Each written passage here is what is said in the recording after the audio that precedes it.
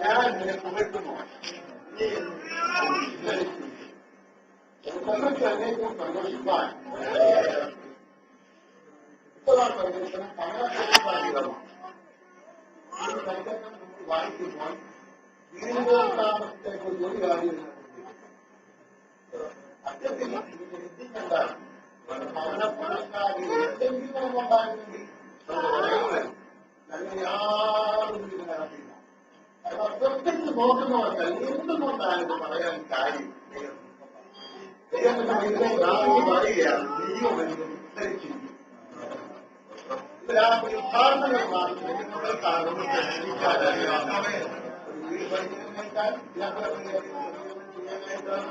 സാമ്പത്തിക ആവശ്യങ്ങൾ പരിഹരിക്കാനായിട്ടാണ് വളരെ പ്രതിസന്ധികൾ ഉണ്ടായിരുന്ന നിലവാരത്തിലുള്ള സൗഖ്യമാക്കി ഇതെല്ലാം അനുഭവമായി എന്ന് വിശ്വാസം അതിനാണ് ഉദാഹരണങ്ങളധികമായി ദൈവം നമുക്ക് ഉദാഹരണങ്ങളധികമാണെന്ന് ഉപയോഗിച്ച് പറയും.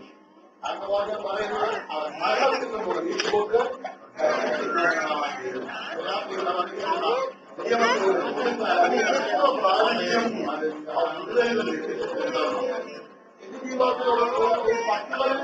എങ്കിലും മരണത്തിന്റെ വിഷമങ്ങളെ ആദ്യകാലത്ത് ഇവിടെ ശാന്തികളൊക്കെ അറിയാൻ ശാന്തി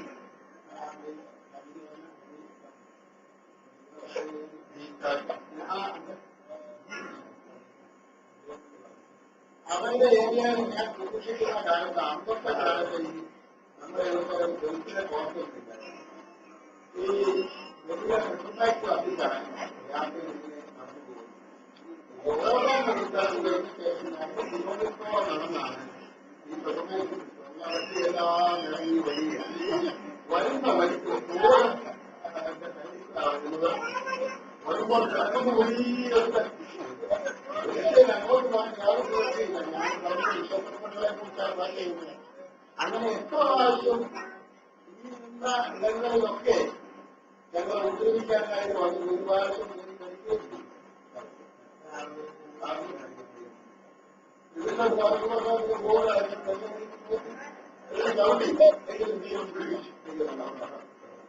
ആ ഒരു ദിവസം ഞാൻ എന്റെ കാര്യങ്ങൾ പറഞ്ഞു പോവുകയാണ്. ഓടുന്ന വഴിക്ക് വരുന്ന ആറ്റത്താണ് വണ്ടി വീണ് ലൈൻ കമ്പിയിലേക്ക് ലൈൻ കമ്പി പൊട്ടി വരികയാണ്. ഓടി ദൈവത്തോളം എങ്കിലും ഒരകത്തവും സംഭവിക്കാതെ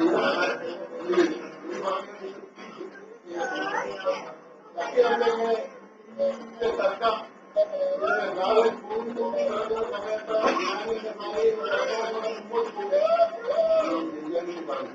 മുമ്പോട്ട് പോകുമ്പോൾ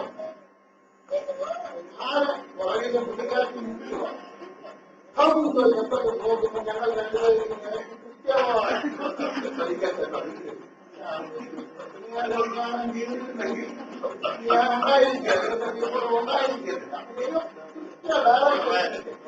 ചെയ്തുകൊണ്ട് ദാവീദ് ഗോലിയാത്തിനെ പിന്നെ വരാൻ ദാവീദിനെ ദൈവം ഡയറക്ട് ചെയ്യുക. അവരെ തല ശരിയായിട്ട് തന്റെ വെള്ളത്തങ്കത്തിൽ ദൈവമാക്കി കൊടുത്തു. അതവരുടെ കഴിവൊന്നും വരുമ്പോൾ അങ്ങനെ പലപ്പോഴൊക്കെ രക്ഷിപ്പാൻ ഇതൊരു ചില ഉദാഹരണങ്ങൾ പറയുന്ന മാത്രമേ കണ്ടില്ല. നമുക്ക് കഴിവത്തിൽ ഒന്നും പിടിക്കാൻ മരണത്തിൽ നിന്ന് നീക്കുപോക്കുകളെ ഓർമ്മിക്കുന്നതാണ്. ഉദാഹരണം ലഭിക്കപ്പെട്ട ദൈവത്തിന്റെ മക്കൾക്കായിട്ട് ഓർമ്മ കർത്താവിന്റെ അനുഗ്രഹീതനായ ദാസനുണ്ട് ദൈവം സൂക്ഷിക്കട്ടെ. ഈ യോഗം കഴിഞ്ഞ രീതിയിലുള്ള വർത്തമാനമായി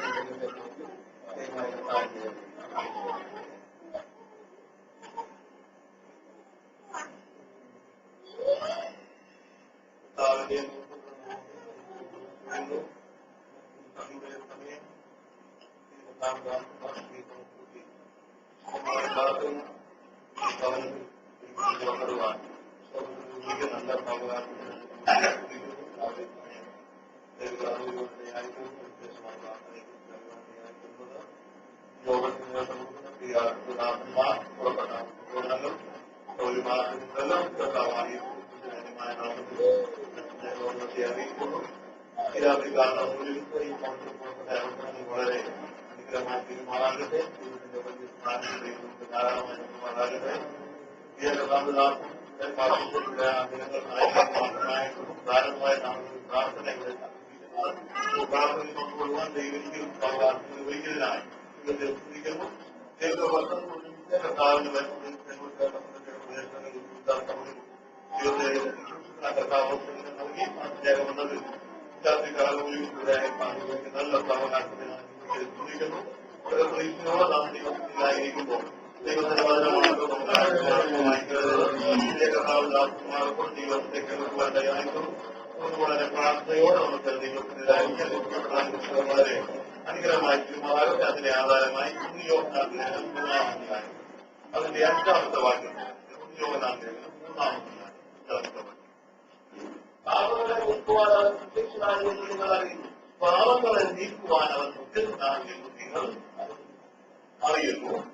അവനിൽ പാപമില്ല, അവനിൽ പാപമില്ല. കർത്താവായ യേശുക്രിസ്തുവിന്റെ ജന അവതാരത്തെ ദൈവത്തിന്റെ ദാസനായി യേശുക്രിസ്തുവിനായിരുന്ന യോഹന്നാൻ താൻ പറയുകയാണ്, പാപങ്ങളെ നീക്കുവാൻ അവൻ പ്രത്യക്ഷനായി എന്ന് നിങ്ങൾ അറിയുന്നു. യേശു കർത്താവ് ലോകത്തിലേക്ക് വന്നത് മാനവരാശിയുടെ പാപത്തെ നീക്കുവാൻ വേണ്ടിയാണ്. ദാവീദ് പറയുന്നത്, ഞാൻ ആരോഗ്യത്തിൽ രുചിവായി പാപത്തെ എന്റെ അമ്മ എന്നെ ഗർഭം ധരിച്ചു അന്തർ പാകത്തിലേക്ക് സത്യപുത്രവും നീ എത്തിക്കുന്നു. നാം പ്രകാരം വായിക്കുന്നുണ്ട്. എല്ലാവരും ദൈവത്തിൽ പ്രകാരം എല്ലാവരും പാപം ചെയ്ത് ദൈവത്തെ ഇല്ലാത്തവരായി.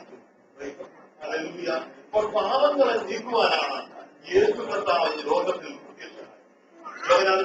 മൂന്നാമതെയായി വാക്യത്തിൽ വായിക്കുന്നു, തന്റെ ഏകജാതനായ മുതൽ വിശ്വസിക്കുന്ന ഏവരും നശിച്ചു പോകാതെ നിത്യജീവൻ പ്രാപിക്കുന്നത് ദൈവം അവരെ നൽകുവാൻ തക്കവണ്ണം ലോകത്തെ യേശു കാൽവരി കുറിച്ച് തന്നെ ജീവനെ മറുപടിയായി നമുക്ക് വേണ്ടി നൽകിയതിനായി ദൈവമക്കളെന്ന ഭാഗ്യം നമുക്ക് ലഭിക്കുവാനിടയായി ദൈവമക്കളെന്ന പദവിയിലേക്ക് കടന്നു വരുവാനിടയായി നമ്മുടെ ജീവിതത്തിലേത് വളരെ സന്തോഷത്തിന് കാരണമാണ്. വളരെ ശബ്ദമെടുത്ത് സംസാരിക്കുക ഇന്നത്തെ പറഞ്ഞിട്ടുണ്ട്. വളരെ ശബ്ദം ആഗ്രഹിക്കുന്നു. അവരുടെ വായിക്കാം. ആ അധ്യായത്തിന് മൂന്നാമത്തെ അധ്യായം എട്ടാമത്തെ വാക്യം. പാപം ചെയ്യുന്നവൻ പിതാവിന്റെ മകനാകുന്നു. പാപം ചെയ്യുന്നു. പിതാവിന്റെ ആദ്യം മുതൽ പാപം ചെയ്യുന്നുവല്ലോ. പിതാവിന്റെ പ്രവൃത്തികളെ അടിപ്പാൻ തന്നെ പിതാവിന്റെ പ്രവൃത്തികളെ അടിപ്പാൻ തന്നെ ദൈവപുത്രൻ പ്രത്യക്ഷനായി. ഒന്നാമത് കർത്താവ് പ്രത്യക്ഷനായത് മനുഷ്യന്റെ പാപങ്ങൾക്ക് പരിഹാരം വരുത്തുവാൻ യേശു കർത്താവ് പ്രത്യക്ഷനായി. രണ്ട്, പിതാവിന്റെ പ്രവൃത്തികളെ അടിപ്പാൻ തന്നെ ദൈവപുത്രനായ ക്രിസ്തു പ്രത്യക്ഷനായെന്ന് നമുക്ക് കാണുവാൻ കഴിയും. ശത്രുവായ സാത്താൻ ക്രൈസ്തവർ തകർക്കുവാൻ, കുടിക്കുവാൻ, മോഷിക്കുവാൻ, അറക്കുവാൻ വരുന്നു. യോഹന്നാൻ പഠിക്കുന്നു, അവർക്ക് ജീവൻ ഉണ്ടാകുവാൻ, സമൃദ്ധിയായ ജീവൻ ഉണ്ടാകുവാനും അത്രേ നാം പറഞ്ഞിരിക്കുന്നു. കർത്താവിനെ കുറിച്ച് കാണുവാൻ കഴിയുന്നു. യോഹന്നാൻ 15-ാമത്തെ വാക്യം. ആ യോഹന്നാൻ 20-21 4 മുദ്രകളോളം കാണുവാൻ കഴിയും. 20-ാമത്തെ 15-ാമത്തെ വാക്യം.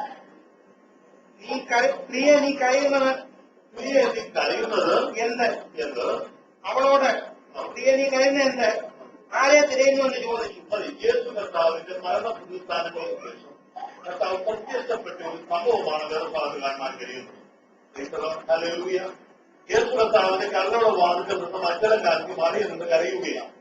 20-ാം അധ്യായം പഠിക്കുമ്പോൾ കാണുവാൻ കഴിയുന്നത് ആഴ്ച വരുന്ന 1-ാം നാളായ ദിവസം ഇരുട്ടുള്ളപ്പോൾ തന്നെ മറ്റൊരാൾക്ക് മറിയും യാക്കോബിന്റെ മറിയും യോസേയും കൂടെ യേശു കർത്താവിന്റെ സദസ്സിൽ സുഗന്ധ ലേപനം പൂശുവാൻ വേണ്ടി അവർ കടന്നുപോകും. അവർ തമ്മിൽ കടന്നുപോകുമ്പോൾ പറയുന്ന ഒരു കാര്യങ്ങൾ നമുക്ക് വേണ്ടി ആരാണ് പ്രാരമുള്ള കല്ല് ഒഴുക്കി മാറ്റി. യേശുവിനോടുകൂടെ 3 വർഷം ക്രൂശയിൽ യേശു പ്രസംഗിപ്പാൻ അയപ്പാൻ ഗുണങ്ങളെ പുറത്താക്കുവാൻ വൈദ്യലോകത്തിലെ അതിനുവേണ്ടിയാണ് ശിശുമാരെ കർത്താവ് തിരഞ്ഞെടുത്തത്. യേശുവിന്റെ ക്രൂശികളുടെ സമയത്ത് അവരാരും യേശുവിനോടുകൂടി ഉണ്ടായിരുന്നില്ല. യേശുവിനെ എല്ലാവരും ചെയ്യുന്ന സഹോദരിമാർ ചിലർ യേശുവിന്റെ ക്രൂശീകരണം വളരെ വ്യക്തമായി കണ്ടതായി സുവിശേഷങ്ങൾ പഠിക്കുമ്പോൾ തത്വങ്ങൾ പഠിക്കുമ്പോൾ നമുക്ക് കാണാൻ കഴിയുന്നു. പച്ചലക്കാലത്ത് മറിയാക്കുമെന്ന് അമ്മ മറിയ യോസ ഇവർ അതിനാവരെ ഇരുട്ടുള്ളപ്പോൾ യേശുവിനോടുള്ള സ്നേഹനിമിത്തം യേശുവിന്റെ ചരിത്രം മുളച്ചത്തിൽ സുഗന്ധലേവനം നടത്തുവാൻ അവർ കടന്നു വരുമ്പോൾ അവർ തമ്മിൽ പറഞ്ഞ വാക്ക് നമുക്ക് വേണ്ടി ആരാണ് ഭാരമുള്ള കല്ല് കൃത്യമായി ജനസാധ്യത അഭിപ്രായപ്പെടുന്നത് യേശുവിന്റെ അവരുടെ മുമ്പിൽ വെച്ച കല്ല് ആർക്ക് ഭാരമുള്ള കല്ലായിരുന്നു. നമ്മുടെ ക്രിസ്തീയ ജീവിത യാത്രയിൽ നമുക്കെല്ലാം ഭാരങ്ങളുണ്ട്. ചിത്രകാരൻ പറയുന്നു നിന്റെ ഭാരം യഹോവയിൽ സമർപ്പിക്കുക. ദൈവം നമ്മെ കരുതുകയും നമ്മെ വിടുവിക്കുകയും ചെയ്യുന്ന ദൈവമാണ്. നമ്മുടെ ഭാരമുള്ള വിഷയങ്ങളെ തീർക്കുവാൻ ലോകത്തിലെ ആരെ കൊണ്ട് കഴിയാതെയിരിക്കുന്നു. നമ്മുടെ ഭാരമുള്ള വിഷയങ്ങൾക്ക് വ്യക്തിത്വ വരുത്തുവാൻ സേവിക്കുന്ന പ്രേക്ഷകനായ ദൈവം മതിയായ അവർ ഭാരമുള്ള കല ആരും നമുക്ക് വേണ്ടി ആരുട്ടി മാറ്റിവെക്കുന്ന ഇന്നൊരു സംസാരത്തോടെ കല്ലുടെ വാതിൽ കടന്നു വരുമ്പോൾ അവർ കണ്ടത് വ്യക്തലോ ഹല്ലേലൂയ യേശുവിന്റെ കല്ലുടെ വാതിൽ തുറന്നിരിക്കുന്നു. യോഹന്നാൻ മത്തായി മർക്കോസ് ലൂക്കോസ് യോഹന്നാൻ ആരും ചിന്തകളും ചേർത്ത് പിടിച്ചാൽ അവിടെ കാണാൻ കഴിയുന്നത് ഈ സഹോദരിമാർ കടന്നു വരുന്നതിന് മുമ്പ് ദൈവത്തിന്റെ സ്വർഗത്തിൽ ഇറങ്ങി വന്ന് കണ്ണിൽ ഉരുത്തി മാറ്റി ഇരുന്നുകൊണ്ട് അവരോട് സംസാരിക്കും. ദൈവത്തിന്റെ ദൂതൻ മറിയോട് പറയുന്നുണ്ട് അവൻ ഇവിടെയില്ല, അവൻ ഉയർത്തെഴുന്നേറ്റിരിക്കുന്നു. നിങ്ങൾക്ക് മുമ്പ് ഇതിലേക്കും പോകുന്നവരോട് നിങ്ങൾ ചെന്ന് പറയുകയാണ്. മുഴുവൻ മറിയോട് പറയുകയാണ്. യേശുവിന്റെ ഉയർത്തെഴുന്നേറ്റ സംഭവത്തെ കുറിച്ച് ശിഷ്യന്മാരോട് പറയാൻ കടന്നുപോയ മക്കളക്കാർക്ക് അറിയാം. പത്രോസും യാക്കോബും പത്രോസും യോഹന്നാനും ഈ സംഭവം അറിഞ്ഞുകൊണ്ട് യേശുവിന്റെ കല്ലറുടെ വാതിലേക്ക് കടന്നു വന്ന് കല്ലറയിൽ കുറിഞ്ഞു നോക്കുന്നു. 20-ാം അധ്യായത്തിൽ പ്രാരംഭവാക്യത്തോട് സമയത്ത് കൊണ്ട് വായിക്കുന്ന അവർ കല്ലറയിൽ കടന്നു വന്ന് കല്ലറക്കുള്ളിലേക്ക് അവർ കടന്നു. യേശുവിന്റെ കടലിൽ ചുറ്റിയിരുന്ന വസ്ത്രങ്ങളെ കണ്ട ശേഷം അവർ മടങ്ങിപ്പോയി. എന്നാൽ മക്കളക്കാരത്തി മറിയാം മടങ്ങിപ്പോയില്ല. അവർ കല്ലറുടെ വാതിൽക്കൽ കരഞ്ഞുകൊണ്ട് നിന്നു. കരഞ്ഞുകൊണ്ട് നിൽക്കുന്ന ഇടയിൽ അവർ യേശുവിനെ കല്ലറ കുറിഞ്ഞു നോക്കിയപ്പോൾ അപ്പോൾ കണ്ടൊരു ഭാഗം പറയുന്നുണ്ട്. യേശുവിന്റെ തവശരീരം കിടന്ന കല്ലറയ്ക്കുള്ളിൽ തലയ്ക്കലും കാൽക്കലും ദൂതന്മാർ നിൽക്കുന്നത് അവർ യോഹന്നാനും പത്രോസും യേശുവിന്റെ തവശരീരം ചുറ്റിയിരുന്ന റൂമാൽ കണ്ട ശേഷം മടങ്ങിപ്പോയപ്പോൾ തൃപ്തിയാകാത്ത മറിയ കരഞ്ഞുകൊണ്ട് നിന്നപ്പോൾ അവൾ ദൈവത്തിന്റെ ദൂതന്മാരെ അവൾ കണ്ടു. അതുകൊണ്ട് മറിയ തൃപ്തിപ്പെട്ടില്ല. അവൾ വീണ്ടും കല്ലറയുടെ വാതിൽക്കൽ കരഞ്ഞുകൊണ്ടിരുന്നപ്പോഴാണ് 15-ാമത്തെ വാക്യത്തിൽ നമുക്ക് കാണാൻ കഴിയുന്നത്. അവളുടെ ഹല്ലേലൂയ ആ തോട്ടത്തിൽ നടക്കുന്ന ഒരു ഒറ്റ കേൾക്കുമ്പോൾ അവൾ പിന്തിരിഞ്ഞു നോക്കിയപ്പോൾ തോട്ടത്തിൽ കാലത്ത് കുന്നിട്ട് അവൾ പിന്തിരിഞ്ഞു നോക്കിയപ്പോൾ ഹല്ലേലൂയ നീ ആരെ തിരയുന്നു എഴുതലോ. അവൾ തോട്ടക്കാലത്ത് ചിന്തിച്ച് പുറകോട്ട് തിരിഞ്ഞു നോക്കുമ്പോ യേശുവാണെന്ന് അവൾക്ക് മനസ്സിലാകുകയാണ്. യേശു കർത്താവിന്റെ ഉയർത്തെഴുന്നേൽപ്പിൽ ഒന്നാമത്തെ പ്രത്യേകത മക്കളക്കാലത്തിൽ അറിയിക്കായിരുന്നു. ഉറപ്പിച്ചു പറഞ്ഞ കരഞ്ഞുകൊണ്ട് മനം തകർന്നുകൊണ്ട് കടകളുടെ വാനുകൾ നിന്നുകൊണ്ടിരുന്ന മറിയുടെ കരത്തിൽ മാറ്റുവാൻ ഏതും കടന്നു വന്നു. യാത്ര വളരെ ദൈവം ശ്രമിക്കുന്ന ദൈവമക്കളെ നമ്മുടെ വ്യക്തിപരമായ ജീവിതത്തിന്റെ അനുഭവങ്ങളും സങ്കടങ്ങളും സ്ഥാനങ്ങളും കരച്ചിലുകളും വിരാമങ്ങളുമുള്ള ലോകത്തിലാണ് നാം ജീവിക്കുന്നത്. എന്നാൽ നമ്മുടെ കരച്ചിലുകൾക്ക് സങ്കടങ്ങൾക്ക് നമ്മുടെ വിരാമങ്ങൾ കടന്നു വരുത്തുവാൻ ലോകത്തിൽ ആരെ കൊണ്ട് കഴിയാതെ ഇരിക്കുമ്പോൾ നമ്മുടെ കർത്താവ് നമ്മുടെ കരച്ചിൽ കണ്ണുനീരെ മാറ്റുവാൻ മറിയുടെ കണ്ണുനീർ മാറ്റുവാൻ യേശു വന്നു. എന്ന കാര്യം പറയുന്നു. തകർന്നു മൂടിയിരിക്കുന്ന ഹൃദയത്തെ ദൈവമേ നീ നിരസിക്കുന്നില്ല. യഥാർത്ഥ തകർച്ച എന്നുള്ളതെന്താണ്? നമ്മുടെ ഹൃദയങ്ങളെ ദൈവത്തിന് സമർപ്പിച്ചുകൊണ്ട് ദൈവം നടത്തിയ വഴികളെയും ദൈവത്തിന്റെ ഉപകാരങ്ങളെയും ഓർത്തുകൊണ്ട് ദൈവത്തിന് സമർപ്പിക്കുവാനായിരിക്കുമ്പോഴാണ് സ്വർഗം നമ്മിൽ പ്രസാദിക്കുന്നത്. യഥാർത്ഥ ആരാധന എന്നുള്ളത് നമ്മെ തന്നെ ദൈവത്തിന് ഏൽപ്പിച്ചുകൊണ്ട് ദൈവം ജീവിതത്തിന്റെ ഉപകാരങ്ങളെ നന്മകളെ ഓർത്തുകൊണ്ട് ഹൃദയത്തിന്റെ അടിത്തട്ടിൽ ദൈവത്തിന്റെ അവതാരങ്ങളെ ഓർത്തുകൊണ്ട് സ്തുതിക്കുന്ന അനുഭവങ്ങളുടെ മധ്യത്തിൽ ദൈവത്തിന്റെ സാന്നിധ്യം അനുഭവിക്കാനായിരിക്കും. കരച്ചുകൊണ്ടിരുന്ന മറിയുടെ കരത്തിൽ മാറ്റുവാൻ വന്ന യേശു ഈ രാത്രിക്കാലം നമ്മുടെ മധ്യത്തിലുണ്ട്. കർത്താവ് പറയുന്നു, 2 or 3 പേർ എന്റെ നാമത്തിൽ എവിടെ കൂടിയാലും ഞാൻ അവരുടെ നടുവിൽ ഉണ്ട്. ഹല്ലേലൂയ എന്ന് പറഞ്ഞാൽ അവരുടെ കരത്തിലെയും കണ്ണുനീരിന്റെയും വിരാമങ്ങളെ മാറ്റുവാനാണ് കടന്നു വന്നിരിക്കുന്നത്. ഏഴാമതിയായി 13-ാമത്തെ വാക്യം ഏഴാമത്തെ 13-ാമത്തെ വാക്യം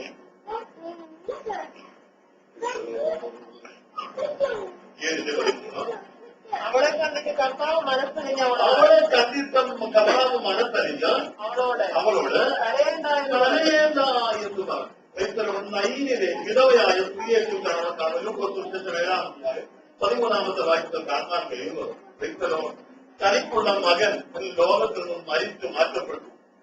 ക്രൈസ്തവരുടെ ശവമഞ്ചത്തിന്റെ പുറമെ നിന്നുകൊണ്ട് കരയുന്ന ഈ സ്ത്രീ ഈ വിലാപയാത്രയിൽ അനവധി പേരും ക്രൈസ്തവോ ഹല്ലേലൂയ ഇവിടെ സങ്കടം കണ്ട് കരയുന്നവരുണ്ട്. ഇവിടുത്തെ കടന്നു വന്നതായ ഈ അനന്തത്തെ കുറിച്ച് ഓർത്ത് കരയുന്നവരും ക്രൈസ്തവോ ഹല്ലേലൂയ എന്നാൽ യഥാർത്ഥമായ വേദനയുള്ളത് ഈ സ്ത്രീ മാത്രമായിരുന്നു. ക്രൈസ്തവോ ഹല്ലേലൂയ ഹല്ലേലൂയ നൈനിലെ വിധവയുടെ മകനെ അടക്കം ചെയ്യുവാൻ വലിയൊരു പുരുഷാരൻ നൈൻ പട്ടണത്തിന്റെ വെളിയിലേക്ക് കടന്നു പോകുമ്പോഴാണ് നസറേയനായ യേശു തന്റെ ശിഷ്യന്മാരുമായി തന്റെ മനുഷ്യരുടെ വേളയിൽ ഹല്ലേലൂയ നൈൻ എന്ന പട്ടണത്തിന്റെ കവാടത്തിലേക്ക് കടന്നു വരുന്നു. നൈൻ എന്ന പട്ടണം കാണിക്കുന്ന ലോകത്തിന് സമാനമാണ്. പുരാതന ഭക്തനായ ഇയ്യോബ് പ്രകാരം പറയുന്നു, തീപ്പൊരി ഉയരം പറക്കും പോലെ മനുഷ്യൻ കർത്തതയ്ക്കായി ജനിച്ചിരിക്കുന്നു. വ്യത്യാസമാണ് കർത്തതയെന്ന് പറയുമ്പോൾ നിന്റെ കർത്തത വെള്ളം പോലെ ഒഴുകിപ്പോകുമെന്ന് പറയുന്നു. തനിയായ ഓരോരുത്തരെ കർത്തതയെക്കുറിച്ച് പറയുമ്പോൾ കർത്തത പരിസ്ഥതയും പരിസ്ഥിതിയുടെ സിദ്ധതയും സിദ്ധത പ്രത്യാശയും ഉളവാക്കുന്നു. അതുകൊണ്ട് ഞങ്ങൾ ഞങ്ങളുടെ കർത്തങ്ങളിൽ പ്രശംസിക്കുന്നു.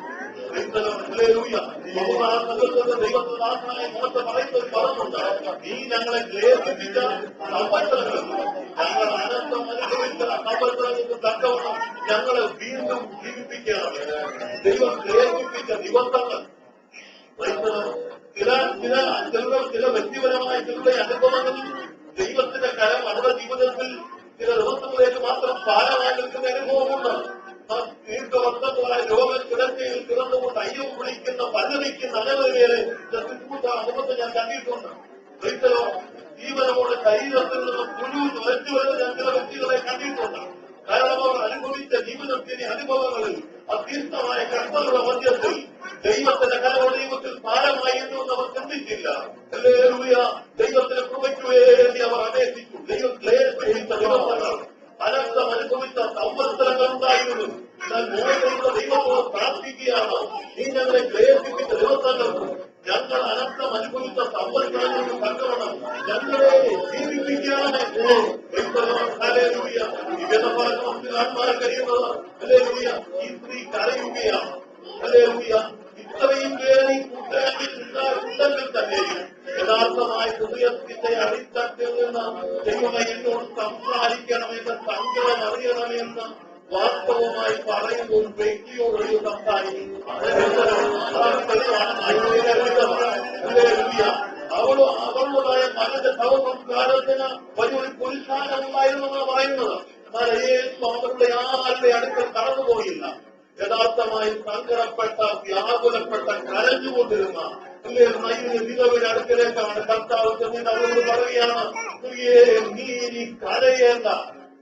ദൈവത്തിന്റെ പ്രത്യേകത അവൻ രാജ്യമാത്ത വാക്ക് പറഞ്ഞിട്ട് അവൻ കടന്നു പോകുന്നവനല്ല. നമ്മുടെ പ്രശ്നങ്ങൾക്ക് അവൻ പരിഹാരം നൽകുന്ന ദൈവമാണ്. നമ്മുടെ അവസ്ഥയ്ക്ക് അവൻ ഭേദം വരുത്തുന്ന ദൈവമാണ്. യേശു അവരോട് കരയേണ്ട എന്ന് പറഞ്ഞിട്ട് അടുത്ത വഴിയായി പറയാം. മറ്റു കൊണ്ടുവന്നവരോട് പറയുന്നു, നിൽക്കുക എന്ന് പറഞ്ഞാൽ ഇവർ കരവാനുള്ള കാരണം ഇവരുടെ ഏക ആരംഭമായിരുന്ന ഇവരുടെ ആശ്രയമായിരുന്ന മകൻ നഷ്ടപ്പെട്ടു പോയതാണ്. ലോകത്തിൽ നിന്ന് മാറ്റപ്പെട്ടു പോയതാണ്. മനുഷ്യന്റെ പ്രതീക്ഷകൾ മനുഷ്യന്റെ പ്രത്യാശകൾ നഷ്ടപ്പെട്ടിരിക്കുന്ന ലോകത്തിലാണ് നാം ജീവിക്കുന്നത്. ചിന്തിച്ചുകൊള്ളുക, ഈ പ്രതീക്ഷകളും പ്രത്യാശകളും എല്ലാം തട്ടിത്തകരുമ്പോൾ ഇവിടെ നാം എത്ര കായ്ക്കോ ലോകത്തിൽ ആരെ കൊണ്ട് കഴിയുന്നില്ല. സർവശക്തനായ ദൈവത്തിന്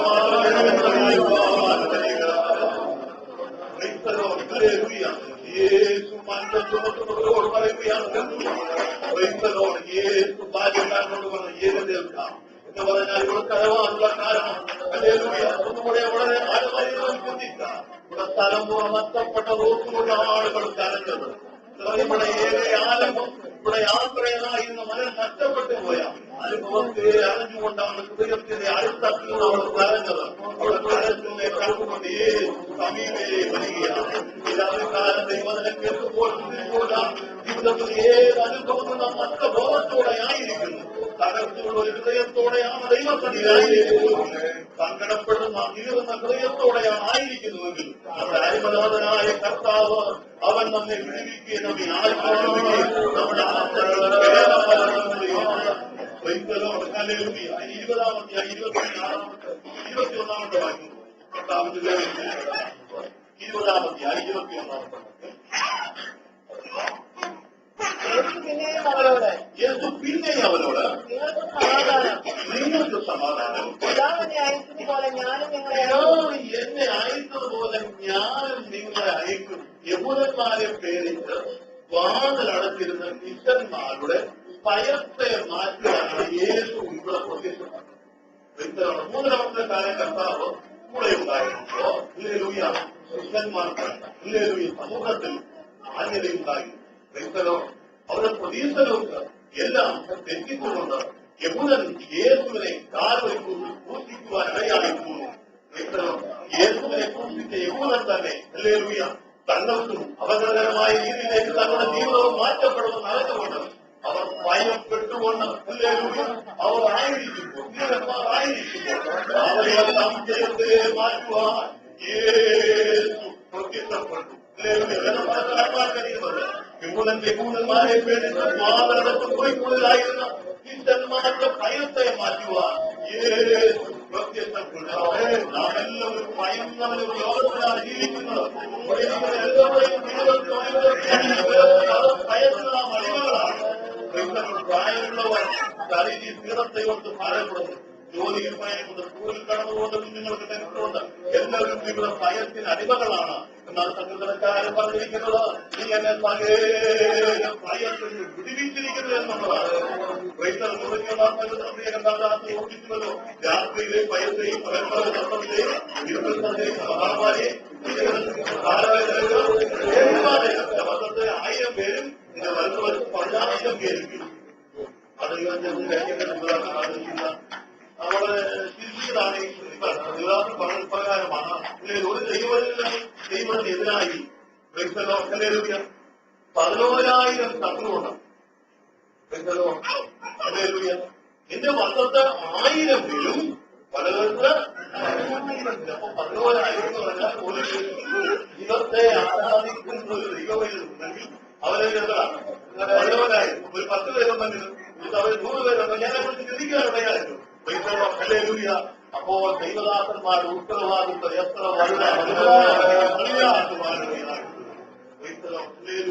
എന്നാൽ നാം ദൈവത്തിലെ കൃപയായിരിക്കുമ്പോൾ ഒന്നും നമ്മെ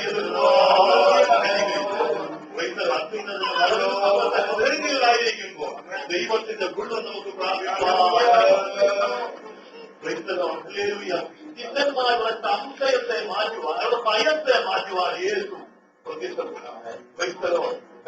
പല ഭയങ്ങൾ നമ്മെ വിടുവിക്കുന്ന ദൈവമാണ്. എങ്ങനെയാണ് ദൈവത്തിൽ ഭയം മാറുന്നത്? ഒന്ന്, ദൈവത്തിന്റെ വചനം ധ്യാനിക്കുമ്പോൾ. രണ്ട്, ദൈവത്തിന്റെ ആത്മാവിനെ നിറച്ച് ദൈവത്തെ ആരാധിക്കുമ്പോൾ. മൂന്ന്, വിശുദ്ധ ജീവിതം നയിക്കുമ്പോൾ. നാല്, ലേഖനമായ പ്രാർത്ഥനാ ജീവിതം നയിക്കുമ്പോൾ. നമ്മെ തന്നെ ആത്മനിർഭരത കർത്താവിന്റെ മടങ്ങിലുള്ള സമർപ്പണ ജീവിതം നാം ഉയർത്തിച്ചു കൊടുക്കുമ്പോൾ സകല ഭയത്തെ നമ്മൾ വേർപെടുപ്പാണെന്ന് വായിക്കാൻ 26-ാമത്തെ വാക്യം വായിക്കാം. കർത്താവിന്റെ പ്രത്യക്ഷമുള്ള 26-ാമത്തെ വാക്യം. 8 ദിവസം കഴിഞ്ഞിട്ട് ശിഷ്യന്മാർ പിന്നെയും അകത്തു കൂടിയിരിക്കുമ്പോൾ തോമസും ഉണ്ടായിരുന്നു. വാതിലടച്ചിരിക്കെ യേശു വന്ന് നടുവിൽ നിന്നുകൊണ്ട് നിങ്ങൾക്ക് സമാധാനമെന്ന് കർത്താവിന്റെ വേറൊരു ഉദ്ദേശതയാണ്. ഇത് വ്യക്തിപരമായി തോമസിന് വേണ്ടി മാത്രമാണ് യേശു പ്രത്യക്ഷപ്പെട്ടത്.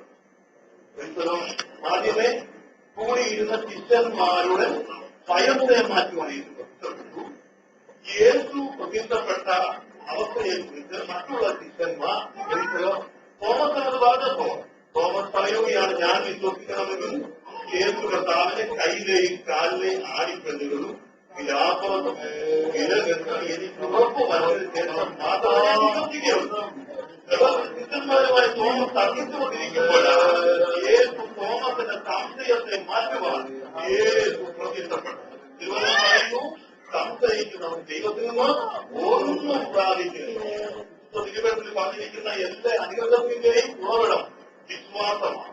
ഒന്ന് വിശ്വാസം, രണ്ട് അനുസരണമാണ്. വിശ്വാസം എങ്ങനെയാണ് ഒരുവന്റെ ജീവിതത്തിൽ ഉണ്ടാകുന്നത്? ഒന്ന് വിശ്വാസം കേൾവിയാണ്, രണ്ട് കേൾവി ക്രിസ്തുവിന്റെ വചനത്താലും വരുന്നു.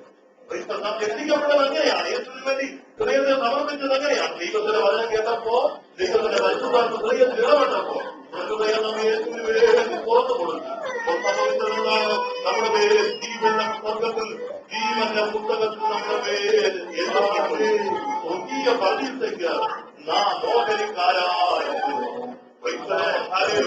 സ്വർഗീയ പരീക്ഷയ്ക്ക് മോഹരിക്കാരായി നമ്മുടെ പേര് ജീവന്റെ പുസ്തകത്തിൽ എഴുതിയപ്പോൾ നാം നിത്യമായ പരീക്ഷയിലേക്ക് നാം മോഹരിക്കാരായി, നാം ദൈവമക്കളായി യോജിപ്പിക്കുകയാണ്. ഓണത്തിന്റെ സംശയത്തെ മാറ്റുവാൻ കടന്നുള്ള കർത്താവ് ഈ രാത്രികാലം നമ്മുടെ ജീവിതത്തിന്റെ അനുഭവങ്ങൾ ഏറെ അവസ്ഥകൾ നാം സംശയിക്കുന്നുണ്ട്. ഒന്നും സാധിക്കുന്നില്ല. സ്ഥാനത്തിലെന്ന് യാക്കോബ് പോലെ ഉണ്ടായിരുന്നു. വിശ്വാസത്തോടെ ദൈവത്തിന് നാം നമ്മെ